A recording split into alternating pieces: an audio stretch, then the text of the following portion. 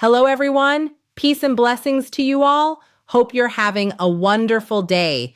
You think she stopped caring because you were never enough. But the truth is harsher and cleaner than that. She changed when she realized you were no longer available for disrespect. You think losing her is the pain? No. The real pain is finally seeing how long you were willing to lose yourself just to keep someone from leaving. Listen carefully. When a woman knows she has truly lost you, not your attention for a weekend, not your texts for a few days, not your fake silence while you secretly wait for her to come back, but you for real, something shifts. The tone changes, the energy changes, the story changes. And if you don't understand what that shift means, you will misread the whole thing, break your own discipline, and crawl right back into the same cycle that was draining your dignity in the first place. If you need reminders like this, subscribe now because you do not need more entertainment. You need truth in your ear when weakness starts sounding like love again. Here's what it really means when she knows she's lost you. It does not always mean she suddenly loves you more. It does not always mean she finally sees your value in some pure, poetic, cinematic way. Sometimes it means exactly this. The version of you she had access to is gone, and now she feels the weight of what your presence was doing for her ego, her comfort, her certainty, her emotional security, her sense of control. That's what you need to understand. Many men confuse renewed attention with renewed respect. Those are not the same thing. Attention is cheap, curiosity is cheap. A late night text is cheap. A "how have you been" is cheap. A breadcrumb is cheap. Respect is expensive. Respect costs consistency. Respect costs accountability. Respect costs changed behavior. Anything less than that is not reconciliation. That's called access testing. This is where most men get trapped. You think if she comes back softer, if she checks on you, if she suddenly seems emotional, if she watches your stories, if she finds a reason to reopen the door, it must mean your bond was deeper than the pain. No, slow down. Ask the real question. Is she coming back because she sees your value or because she feels your absence? Those are two different worlds. One is built on truth. The other is built on withdrawal. One says, I was wrong about you. The other says, I miss what I got from you. If you cannot tell the difference, you will reward confusion and call it connection. And that misunderstanding starts with your own misconception. You were taught that if you love hard enough, prove enough, stay calm enough, endure enough, explain enough, forgive enough, she will eventually become safe. You were taught that patience turns inconsistency into loyalty. You were taught that being chosen is more important than being respected. So you stayed, you over-explained. You resent the message in a softer tone. You tried again. You gave one more chance, then another, and every time you did, you told her something without using words. You told her your boundary was negotiable. You told her your standards could be bent by emotion. You told her your self-respect could be delayed for the sake of attachment. That's called self-abandonment. Now here comes the hard truth. People do not always value what is good for them. They value what they believe is stable, rare, and not guaranteed. If you are always there, always available, always understandable, always forgiving, always waiting, some people stop relating to you as a person and start relating to you as a utility. Read that again with your chest. Not a partner, a utility, something that can be accessed, something that can be returned to, something that can be tested without real consequence. Not because you were weak at your core, but because your fear of loss made you easy to hold without being honored. And why does it happen? Root cause. Not surface drama, not the last argument, not the one text that set things off. The root. It happens because human nature responds to certainty in very specific ways. When someone believes you are emotionally locked in, no matter how they behave, they stop feeling the full cost of their behavior. Your constant return becomes a cushion. Your understanding becomes a loophole. Your patience becomes permission. That's why she may have seemed calm when you were hurting, detached when you were trying, casual when you were invested.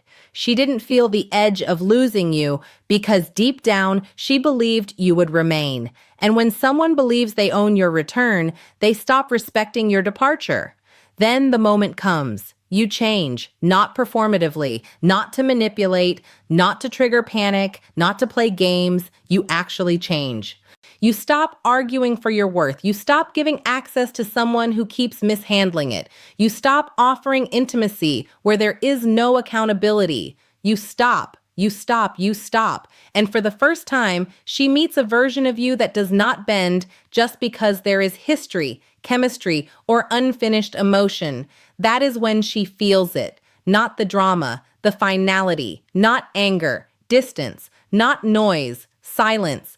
And silence from a man who used to overextend himself feels different. It lands because now she is not dealing with your words. She is dealing with your absence. Presence used to protect her from consequences. Silence introduces them. Presence gave her reassurance. Silence gives her reflection.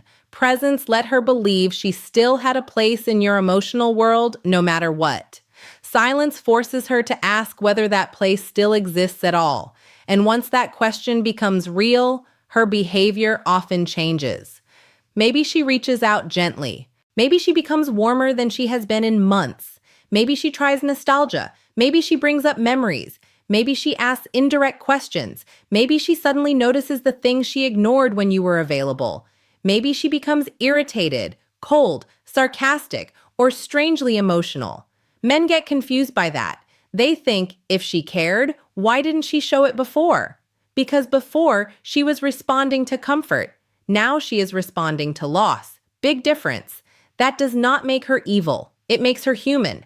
And if you are mature, you will stop trying to make this about villain and victim. This is about patterns. This is about psychology. This is about what happens when someone does not fully appreciate what they have until access disappears. But your job is not to become bitter. Your job is to become clear. Clarity matters more than resentment because resentment still chains you to the past. Clarity frees you from it. Understand the cost if you don't learn this. The cost is not just getting hurt again. It's worse than that. You start distrusting your own instincts. You start calling your standards too much. You start negotiating with things that should have been deal breakers. You start mistaking anxiety for love, inconsistency for depth, emotional spikes for connection. You become reactive. You check your phone too much. You overanalyze tone. You feel relief when crumbs arrive. Relief from crumbs. Think about how low that trains your nervous system. Think about what it does to your posture, your sleep, your focus, your work, your spirit. You cannot build a strong life while begging peace from unstable hands. So reframe it. Her shift is not the prize. Your shift is. Her noticing is not the victory. Your standards are. Her return is not the proof. Your ability to remain grounded, whether she returns or not, that is the proof. Because the entire point of this pain is not to make you harder to love. It is to make you impossible to disrespect without consequence. And this is where you need to see the archetype clearly. The man, not the loud man, not the fake alpha cartoon, not the cold, performative, emotionally constipated actor pretending not to care. I'm talking about the grounded man, the man whose peace is not up for auction, the man who feels deeply but does not leak everywhere, the man who can miss someone without surrendering himself to them, the man who does not need chaos to feel chosen. He does not chase closure from people who created confusion. He does not keep auditioning for a role that should have been offered freely. He does not mistake being needed for being valued. He moves with weight. He speaks plainly. He leaves when respect leaves. Not because he is cruel, because he is clean. That man is not obsessed with proving he is high value. He is busy living in a way that makes value obvious. He has purpose outside of romance. He has standards that do not disappear when he feels lonely. He knows the difference between compassion and self-betrayal. He knows that boundaries are not punishment. That's called self-governance. He knows that love without discipline becomes indulgence. That's called emotional weakness. He knows that attraction without trust becomes torment. That's called instability. He knows that just because he can understand someone's wounds does not mean he has to volunteer to be cut by them. Study that man. Become that man. Because when you become him, everything changes. You stop asking, how do I get her to act right? And start asking, why was I willing to stay where my spirit was shrinking? You stop trying to decode mixed signals and start responding to patterns. You stop chasing moments and start measuring character. You stop rewarding apologies that come without repair. You stop participating in your own depletion. So what do you do now? Simple, not easy. Simple. First, stop interpreting every sign of renewed interest as a sign of genuine change. If the behavior that broke trust has not changed, the story has not changed. Second, stop making your silence a tactic. Make it a standard. If you pulled back, stay back until reality gives you a reason to do otherwise.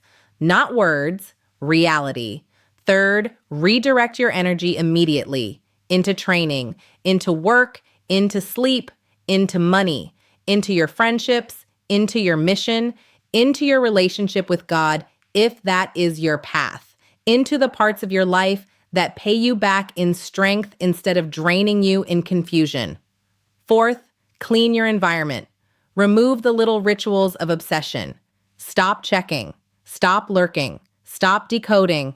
Stop rereading. Every repetition keeps the wound open. Fifth, if contact ever happens again, slow everything down. Watch consistency. Watch accountability. Watch whether her interest survives your standards. Anybody can be warm when they fear losing access. Not everybody can be steady when access requires maturity. And hear me on this. Do not become reactive just because she finally responds to the version of you that has a boundary. Some men get addicted to that moment. They love the sudden pullback in her energy. They love the panic, the curiosity, the chase.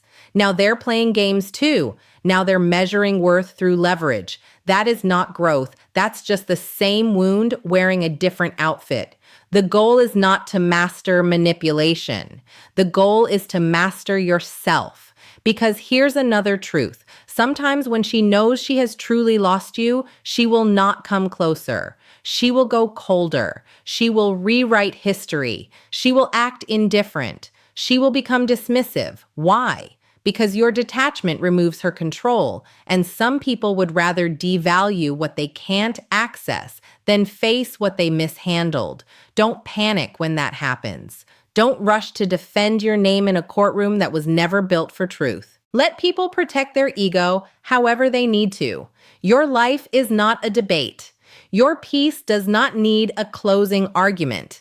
If she comes back with humility, consistency, and changed behavior, you still do not owe immediate trust. Trust is rebuilt in receipts, not speeches. If she does not come back at all, that does not mean you lost. It may mean the connection was only sustainable as long as you were willing to overgive. And if that's true, then what ended was not your only chance at love. What ended was your tolerance for misalignment. That is a powerful day in a man's life. The day he stops mourning the fantasy more than he values reality. The day he admits that what he wanted was not what he had. The day he stops trying to squeeze loyalty out of potential. The day he sees clearly that chemistry can coexist with incompatibility, that desire can coexist with disrespect, that history can coexist with dysfunction. That day hurts, but it is holy. Because from that day forward, you stop negotiating with facts. You stop asking for what should be reciprocated naturally. You stopped trying to be unforgettable to people who were comfortable forgetting your value.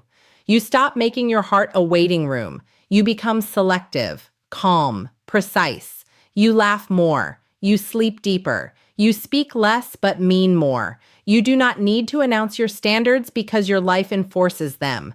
And ironically, that is when people feel you the most. Not when you are pleading, when you are planted, not when you are available on command, when you are aligned, not when you are trying to be chosen, when you have chosen yourself. That is what unsettles people who took you lightly.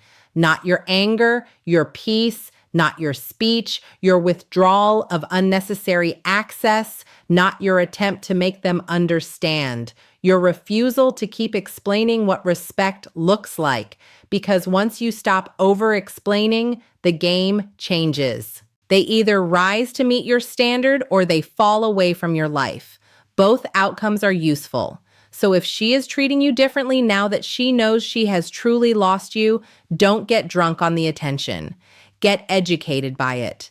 Let it teach you what your constant availability was hiding. Let it show you how often your presence was consumed without being cherished. Let it confirm that your withdrawal was not cruelty. It was information. It revealed the truth of the dynamic. It showed you what only appears when access is no longer free. And now the final shift. You are not waiting to become enough. You are remembering what you should have never traded away. Your steadiness, your name, your discipline, your clarity, your standards, your future. You are not here to become colder. You are here to become truer. Truer in what you allow, truer in what you pursue, truer in how you speak to yourself when loneliness tries to bargain you back into dysfunction. So stand up inside your own life. Stop worshiping the person who wounded you. Stop calling your attachment destiny. Stop treating every ending like a verdict on your worth. Some endings are not punishment. They are extraction. Some losses are not losses. They are recoveries. You did not lose your chance. You lost your illusion. Good. Illusions are expensive. Reality can finally build. And if you remember nothing else, remember this. When someone truly loses you and only then begins to act like they value you, that is not your signal to collapse.